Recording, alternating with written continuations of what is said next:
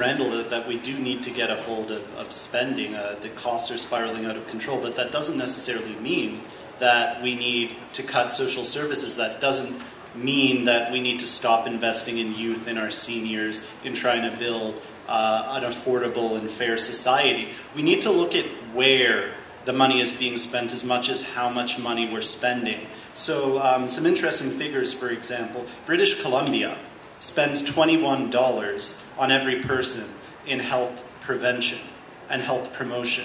Ontario spends $7 per person. Quebec spends $16. So we're at the bottom of the pile when it comes to making sure that people don't get sick in the first place. Now, to me, it's common sense that if we can afford a sick population, if we can prevent a sick population in the first place, there's dollars saved there. There's savings to be found. So what we're proposing is switching the focus of the healthcare system from one of treatment to prevention. Our healthcare system was developed post-World War II when we had a large taxpayer base, when we had a very young population. We can't afford to do that anymore.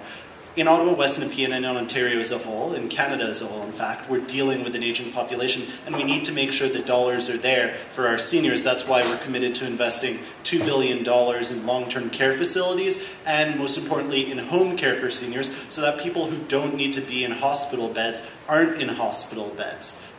When you look at most illnesses in this province and what's really affecting our population, there are things like diabetes, heart disease, stroke, obesity, asthma in this province over the past 20 years has gone up 20 times. This is not sustainable. And quite frankly, one of the things that we need to be looking at is making sure that everybody has healthy food, clean air, clean soil, clean water. Nobody yet has mentioned the situation of Indigenous peoples in this province, which is one of the great shames of this country, and we're going to do something about it. We've dedicated $1.6 billion to Aboriginal health access, to nurse practitioner-led clinics.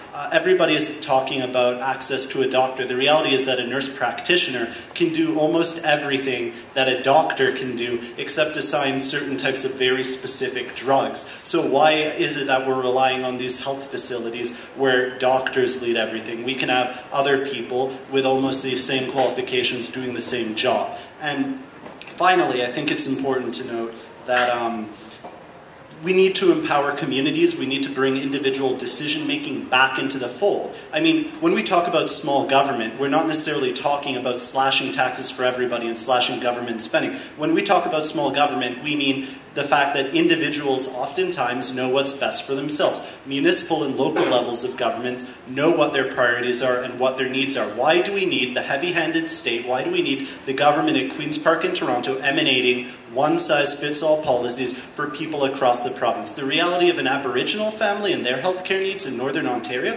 very different from your or my healthcare needs. So why does it make sense that we're legislating on behalf of them all in one foul swoop? Bring local communities back into the fold, give them more independence in terms of how those healthcare dollars are going to be allocated, and focus more on making sure that people aren't getting sick in the first place, so that in the medium and long term we don't have to spend as much money. Thank you. Wendy. Thank you. Alex brought up an interesting point, and Andrea actually and the NDP have introduced a very specific Northern Ontario platform and has challenged the leaders to debate around that as well. There are the health concerns in the city are substantial. We have ER waiting times which keep increasing sometimes over 12 hours in a waiting room, and it hasn't gone down. I've been in CHEO's waiting room, and